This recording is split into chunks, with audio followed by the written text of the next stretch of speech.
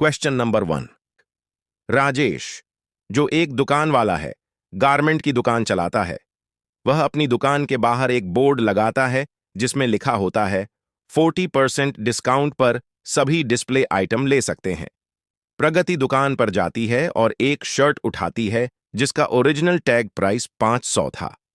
40% discount के बाद उसका प्राइस 300 बन रहा था, लेकिन प्रगति ऑफर करती है और बोलती है 250 में दे दो। दुकानदार राजेश मना कर देता है और कहता है कि ये शर्ट तो ऑफर में थी ही नहीं। प्रश्न भाग ए, सिचुएशन को केस लॉज की मदद से डिसाइड करो। प्रश्न भाग बी, ऑफर और इनविटेशन टू ऑफर में डिफरेंस बताइए। अब आंसर डिस्कस करने से पहले हम इसके सेक्शंस और इससे जुड़े केस लॉज को ट्रिक से याद करेंगे, फिर बाद में क्वेश्चन डिस्कस करेंगे। सबसे पहले आता है Indian contract act 1872, section 2, definitions. ये सबसे इंपॉर्टेंट सेक्शन है। इसके कुछ सब सेक्शंस हैं। सेक्शन 2 अब बताता है कि ऑफर या प्रपोजल क्या होता है। एग्जाम्पल, अगर कोई आदमी बोलता है चल ये चीज ले ले, तो ये ऑफर है। नेक्स्ट है सेक्शन 2 सबसेक्शन बी, एक्सेप्टेंस या प्रॉमिस। दूसरा आदमी बोल दे ठीक है भाई लेता हूं, तो ये प्रॉमिस है।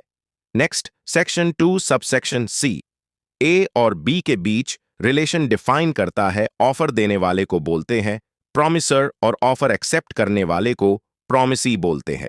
नेक्स्ट सेक्शन 2 सबसेक्शन डी बात करता है कंसिडरेशन की। एग्जाम्पल, ई के बंदा बोलता है मैं मैगी बनाऊंगा, तू चाय बना देना।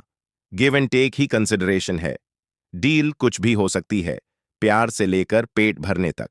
Next section 2 subsection E, agreement offer plus acceptance equal to agreement. Next section 2 subsection F, contract को डिफाइन करता है। Agreement plus legal enforceability equal to contract, यही असली गोल है। अब इन्हें माइंड मैपिंग मेथड से याद करते हैं। इंडियन कॉन्ट्रैक्ट एक्ट का ईयर 1872 है। ट्रिक, इंसान कानूनी तौर पर 18 साल में मैच्योर होता है और कॉन्ट्रैक्ट 2-4 लोगों में होता है, तो 18 गुणा 4 बराबर 70, 2 तो ईयर हो जाएगा 1872। अब सेक्शंस याद करते हैं। किसी भी एक्ट में सेक्शन 2 में डेफिनेशंस होती हैं। स्टोरी, एक लड़का है आयुष ए, वह प्रपोज करता है अपनी बेस्ट फ्रेंड को। बेस्ट फ्रेंड का मतलब बी से है। बी भी उसको लाइक करती थी, प्रॉमिस दे देती है। अब सब सेक्शन सी में ए और बी डिफाइन होते हैं। सब सेक्शन डी को याद रखने के लिए डॉग को देखेंगे, क्योंकि बेस्ट फ्रेंड ने ए का प्यार में काट दिया था, तो अब आयुष को समझ आता है कि उसका डॉग ही उसे कंसिडर कर सकता है। आयुष डॉग को रोटी देता है, डॉग उसकी हर बात कंसिडर करता है। गिव एंड टेक फिट बैठ जाता है, कंसिडरेशन याद हो जाता है। तो अभी तक ए से रिलेट होगा आयुष का प्रपोजल, बी से रिलेट होगा उसकी बेस्ट फ्रेंड का प्रॉमिस करना, और सी डिफाइन करता है दोनों के रिलेशन को, और डी डिफाइन करता है डॉग के कंसिडरेशन को। Next subsection E equal to agreement. Best friend मुंह में गुटका चबाकर बोलती है ई ससुरा आयुष कौन होता है अपने डॉग के साथ एग्रीमेंट करने वाला। Next sub section F, first किस। आयुष अपने डॉग को फर्स्ट किस करता है और कहता है हो गया कॉन्ट्रैक्ट। ट्रिक जितनी वियर्ड होती है, दिमाग में उतने ही स्ट्रांगली बैठ जाती है। आप आईज क्लोज करके पूरे सीन को इमेजिन भी कर सकते हैं। Section 3, communication, acceptance and revocation. Ayush रात के 3 बजे अपने डॉग को व्हाट्सएप मैसेज करता है, कम्युनिकेशन। ब्लू टिक आए, एक्सेप्टेंस। आयुष देखता है मैसेज गलती से बेस्ट फ्रेंड को गया है, वह मैसेज डिलीट करता है, रेवोकेशन। नेक्स्ट सेक्शन 4 क्वेश्चन करता है कि कम्युनिकेशन कब कंप्लीट होती है। ट्रिक 4 बजे आयुष फिर डॉग को मैसेज करता है, communication complete. Next section 5 main, revocation deeply बताया गया है। ऑफर वापस ले सकते हो जब तक एक्सेप्टेंस ना आ जाए, एक्सेप्टेंस वापस ले सकते हो जब तक वह रिसीव न हो जाए एक लाइन में। मैसेज सीन होने से पहले मूड बदल सकता है। Next section 8, acceptance bye conduct. अगर कोई इंसान ऑफर की कंडीशंस फॉलो कर दे या ऑफर में लिखा हुआ काम पूरा कर दे, तो वो एक्सेप्टेंस बाय कंडक्ट है। एग्जाम्पल, आयुष का डॉग खो गया, रिवॉर्ड नोट लगा, डॉग ढूंढकर लाने वाले को 8,000 रुपए। अर्जुन डॉग ढूंढकर लौटा देता है, एक्सेप्टेंस बाय कंडक्ट। अब केसेस पर आते हैं जो इस क्वेश्चन में यूज होंगे। First case, Harvey versus facie 1893। इसको याद करते हैं प्रगति से। प्रगति शॉपकीपर से हारने वाली है, उसके बाद उसका फेस देखने लायक होगा, फेसी। तो हो गया, हैरी बनाम फेसई। प्रगति की उम्र 18 है और शॉपकीपर ने नो बोला टी शर्ट देने के लिए, दैट इज नो। अब प्रगति शर्ट प्रैक्टिकली फ्री में ले रही थी, क्योंकि 500 प्राइस टैग के सामने 250 फ्री ही साउंड करता ही, मतलब फ्री इक्वल टू 3, तो ईयर कंप्लीट हो जाता है, दैट इज 18वीं 99। Second case, Fisher versus Bell 1961। प्रगति जिस शर्ट को 250 में ले रही थी उस पर एक फिश का डिजाइन था और गले में बेल बंधी थी। Fisher versus Bell, year 1961। Advocate act का ईयर भी 1961 है। अब तक हमने इस क्वेश्चन में आने वाले मेन सेक्शंस और केस लॉज याद कर लिए। अब करते हैं क्वेश्चन का पोस्टमार्टम, और उससे पहले न्यू कंटेंट और माइंड मैपिंग ई बुक के लिए इंस्टाग्राम पर फॉलो करें। यूजर नेम है उज्ज्वल ढाका 05। तो अब आंसर देंगे पार्ट फर्स्ट का, जिसमें हमें सिचुएशन को केस लॉज की हेल्प से डिसाइड करना था। फर्स्ट स्टेप में हम देखेंगे क्या 40% डिस्काउंट बोर्ड एक ऑफर था भी या नहीं। तो आंसर है कि वो एक ऑफर था ही नहीं। ये तो लोगों को अट्रैक्ट करने का हुक होता है, और लॉ के अकॉर्डिंग ये इनविटेशन टू ऑफर होता है। और क्या शर्ट जो डिस्प्ले पर रखी हुई थी वो ऑफर थी? तो आंसर है वो भी ऑफर नहीं थी। गुड्स को डिस्प्ले में रखना इनविटेशन टू ऑफर होता है।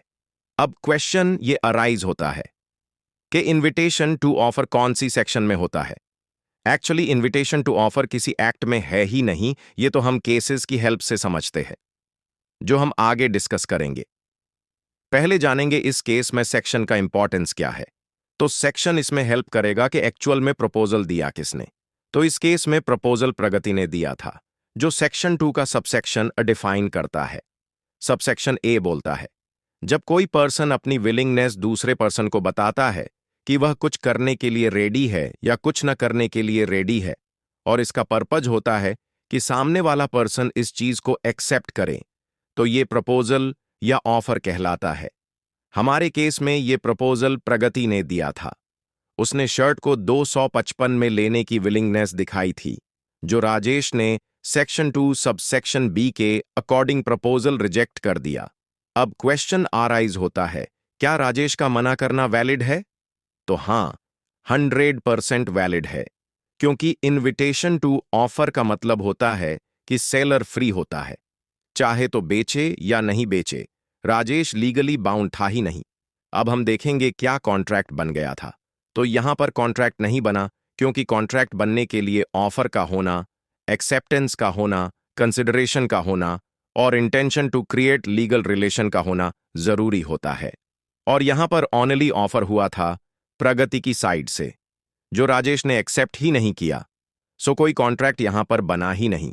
अब बात करते हैं केसेस की जो हेल्प करेंगे इनविटेशन टू ऑफर समझने में। फर्स्ट केस आता है Harvey versus facie 1893। Mister Harvey Jamaica में एक पार्टनरशिप बिजनेस चलाते थे। उनको एक प्रॉपर्टी पसंद आती है, जो थी बम्पर हॉल पेन, जो मिस्टर फेसी की प्रॉपर्टी थी। फेसी उस प्रॉपर्टी के लिए किंगस्टन सिटी के मेयर के साथ भी बात कर रहे थे। हार्वे को डर था कि यह प्रॉपर्टी हाथ से ना निकल जाए, इसलिए हार्वे ने 6 अक्टूबर 1893 को फेसी को एक टेलीग्राम भेजा, जिसने उन्होंने फेसी को 2 क्वेश्चन भेजे थे। पहला था, क्या तुम बम्पर हाल पेन सेल कर रहे हो? दूसरा क्वेश्चन था कि इसका लोएस्ट प्राइस क्या है। इस पर फेसी ने एक लाइन में आंसर देते हुए बोला, इसका लोएस्ट प्राइस 900 यूरोज है।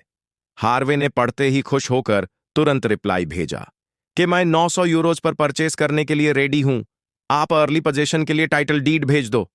और हार्वे ने सोचा कॉन्ट्रैक्ट बन गया है, बट फंसे ने प्रॉपर्टी बेचने से मना कर दिया, और रिजल्ट ये हुआ कि हार्वे ने फेसी पर कोर्ट केस कर दिया। ये बोलकर कि तुमने 900 यूरोज में सेल करने के लिए बोला था और हम लोगों का कॉन्ट्रैक्ट बन गया था। इस केस में कोर्ट के दो इश्यू देखने थे। फर्स्ट, क्या फेसी ने कोई एक्सप्लिसिट ऑफर किया था? सेकंड, क्या वैलिड कॉन्ट्रैक्ट बन गया था? और कोर्ट ने धमाकेदार ऑन ऑर्डर दिया और बोला नो एग्रीमेंट एवर एग्जिस्टेड। क्यों? क्योंकि रीजन ये था, फेसी का मैसेज ऑफर नहीं था। फेसी ने हार्वे के दो क्वेश्चन में से सिर्फ एक का आंसर दिया था। हार्वे का फर्स्ट क्वेश्चन था विल यू सेल, जिसका आंसर फेसी ने दिया ही नहीं था। हार्वे का सेकंड क्वेश्चन लोएस्ट प्राइस क्या है, जिसका जवाब में फेसी ने 900 यूरोज आंसर दिया था। इस पर कोर्ट ने बोला हार्वे का पहला क्वेश्चन ही सबसे इंपॉर्टेंट था, फेसी ने इसको इग्नोर कर दिया, सिर्फ लोएस्ट प्राइस बताया, जिसका मतलब था फेसी ने सिर्फ इंफॉर्मेशन दी थी और इंफॉर्मेशन देना कोई कॉन्ट्रैक्ट नहीं है। और यही है इनविटेशन टू ऑफर। और फेसी की तरह राजेश का 40% डिस्काउंट का बोर्ड लगाना सिर्फ इंफॉर्मेशन देना ही था, ना कि कोई ऑफर। अब बात करते हैं केस सेकंड की, फिशर वर्सेस बेल 1961 की। इस केस में एक शॉपकीपर जिसका नाम मिस्टर 1961 है। बेल था अपनी शॉप की विंडो में एक फ्लिक नाइफ डिस्प्ले कर रहा था। उस पर प्राइस टैग भी लगा हुआ था। Restriction of offensive weapons act 959 के अंडर ऑफेंसिव वेपन बेचने पर रिस्ट्रिक्शन था। पुलिस ने शॉपकीपर के खिलाफ एक्शन लिया क्योंकि उन्होंने कहा डिस्प्ले में कोई चीज टैग के साथ लगाना ऑफरिंग फॉर सेल है। केस कोर्ट में गया। इस केस में इशू ये था, क्या शॉप विंडो में आइटम डिस्प्ले करना ऑफर फॉर सेल माना जाएगा तो शॉपकीपर गिल्टी होगा, और अगर इनविटेशन टू ट्रीट होगा तो गिल्टी नहीं होगा। डिसीजन आया और कोर्ट ने बोला display with price invitation to treat है, ना कि कोई ऑफर, इसलिए शॉपकीपर को गिल्टी नहीं माना गया। और यह केस एक लैंडमार्क केस बन गया, जो राजेश के केस में 40% डिस्काउंट ऑफर करना इनविटेशन